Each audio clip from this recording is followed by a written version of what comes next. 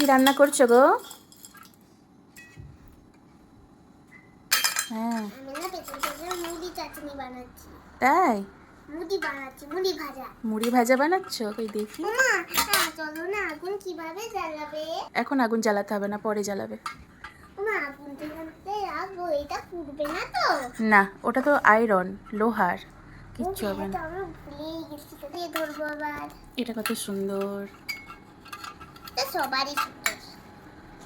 আমার আপা এসে দেখবে, ওটা পুরো আমার কাছ থেকে নিয়েই নেবে, ওর কোনো দামই নেই। মা, একটু খাও। তো ছোট চামচ। রান্না কমপ্লিট, এবার সবাইকে খেতে দেবো। এখন মিষ্টিকে খেতে দেবো।